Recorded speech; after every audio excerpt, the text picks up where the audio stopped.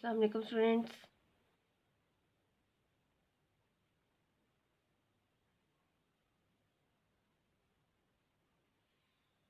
हम अपने इस चैप्टर में कैटेगोरिकल सिलोजिज्म में हम देख चुके हैं कि सिलोजिज्म क्या होता है, क्यास क्या होता है, क्यास की अशकाल कौन कौन सी हैं, उसकी ज़रूरत कौन कौन सी हैं। फिर हमने पढ़ा कि रूल्स ऑफ सिलोजिज्म क्या है, यानी क्यास के कवायद कौन कौन से हैं। आज हम स्टार्ट करने जा रहे हैं वेन डायग्राम्स का टॉपिक। सबसे पहले हमारे मंतकी यूलर ने प्रोपोजिशंस को यानी कि कज़ाइया को दायरों की शक्ल में मुंतकिल किया और उसके बाद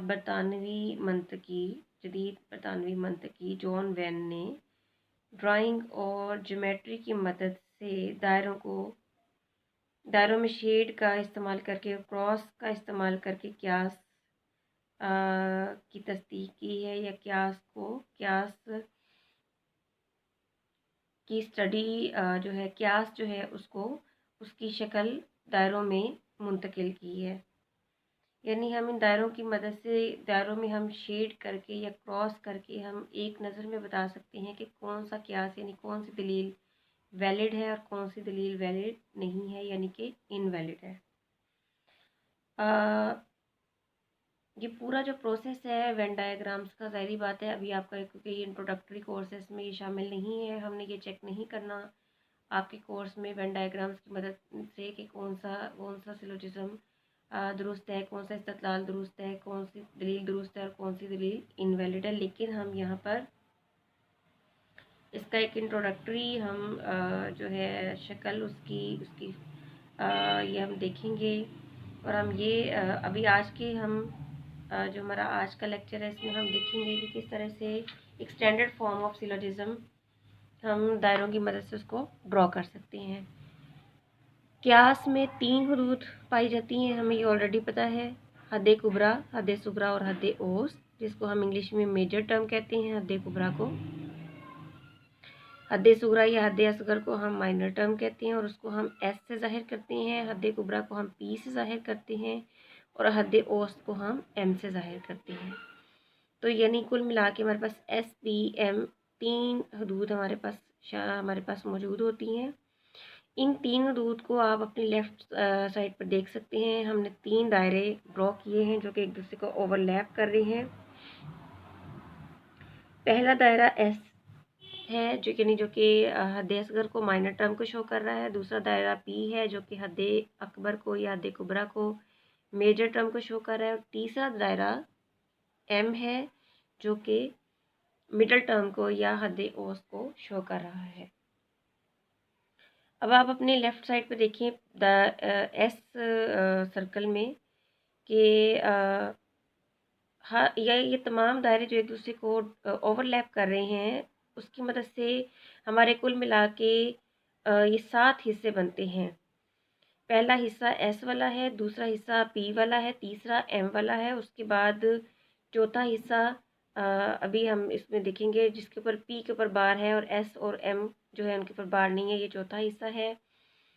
उसके बाद पांचवा हिस्सा हमारा जिस पे एम के ऊपर बार है और एस पी के ऊपर बार नहीं है।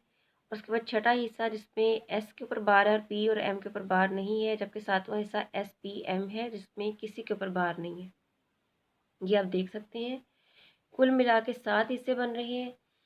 जिन हरूफ के ऊपर बार लगी हुई है, बार का जो साइन आ रहा है, ये नफ़ी को शो करता है। ये शो करता है कि ये हद यहाँ पर शामिल नहीं है। तो ये 3 दायरे जो एक दूसरे को ओवरलैप कर रहे हैं। अब हम सबसे पहले हिस्से में इसके जाते हैं जो एस पी एम है और पी और एम के ऊपर बार है, निगेशन का साइन है, यानी कि ये एस का वो हिस्सा है जिसमें पी और एम शामिल नहीं है। जैसा कि आप फिगर में भी देख सकते हैं कि ये पार्ट इसमें ना तो ये एम शामिल है और ना ही ये पी का हिस्सा इसमें शामिल है। तो ये सिर्फ एम का, इसमें सिर्फ एस का हिस्सा शामिल है, इसलिए पी और एम के ऊपर हमने बार लगा दी है। इसके बाद ये जो दूसरा दायरा है जो कि पी है, ये पी का वो हिस्सा है जिसमें एस और एम शामिल नहीं है। इसी तरह से एम यानी मिडिल टर्म का ये दायरा, ये पार्ट हमें बता रहा है कि इसमें एस भी शामिल नहीं है और पी भी शामिल नहीं है, ये सिर्फ एम का जो पार्ट इसमें शामिल है। उसके बाद हम अपने फोर्थ पार्ट में चलते हैं। ये पार्ट में आप देखिए कि एस और एम एक दूसरे को ओवरलैप कर रहे हैं, यानी एस और एम म्यूचुअल हैं। यहाँ पे ये पार्ट एस और एम का म्यूचुअल पार्ट है, इसमें पी जो है वो शामिल नहीं है। इसी तरह से ये वाला पार्ट आप देखिए, पार्ट नंबर 5, इसमें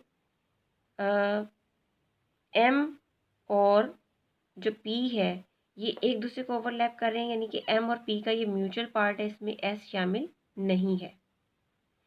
उसके बाद हम ये 6 नंबर पे चलते हैं, पार्ट नंबर 6 पे। इसमें ये एस और पी का म्यूचुअल पार्ट है, इसमें एम शामिल नहीं है।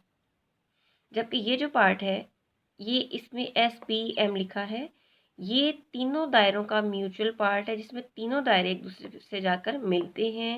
ये तीनों का ये म्यूचुअल पार्ट है, तीनों एक दूसरे में यहाँ पर शामिल हैं। तो ये एक स्टैंडर्ड फॉर्म है सिलोजिज्म की, जिसमें हम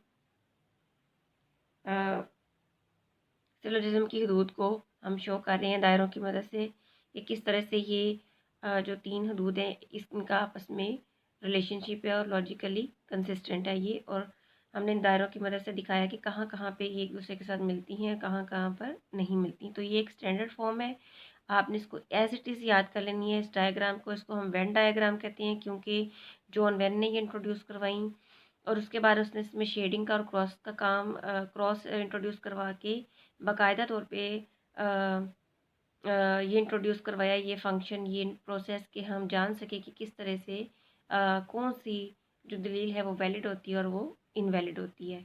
तो आज के लेक्चर में हम ये सिर्फ इसकी स्टैंडर्ड फॉर्म पढ़ेंगे। नेक्स्ट लेक्चर से हम स्टार्ट करेंगे कि हम वेन डायग्राम्स की मदद से जो हमारे 4 कैटेगोरिकल प्रोपोजिशंस हैं, हमारे 4 दरजाती कज़ाइया जो हैं ए ई आई ओ, उनको हम किस तरह से शेड की मदद से, वेन डायग्राम्स की मदद से हम ज़ाहिर कर सकते हैं और उसको हम ड्रॉ कर सकते हैं। और किस तरह हम जान सकते हैं कि सिर्फ ड्रॉ करके डायग्राम्स की मदद से हम जान सकते हैं कि ये कज़िया ए है और ये कज़िया ई है और ये आई है और ओ है। तो ये हम अपने नेक्स्ट जो है क्लास में देखेंगे। अभी आपने इसको, इस शक्ल को अच्छे से ये याद कर लेना है कि किस तरह से यहाँ पर हम सिलोजिज्म की 3 हदूद को वेन डायग्राम की मदद से शो कर रहे हैं। Thank you so much.